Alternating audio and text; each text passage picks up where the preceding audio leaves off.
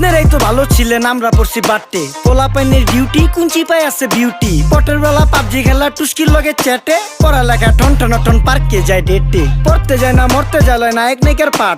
চিপাই চাপাই restaurant আর VIP flat. এই শহরে খেলাধুলার নায়িকা কোনো মাঠ। বাচ্চা লইয়া মসজিদ গেলে বুইরারা দেয় ঘাট।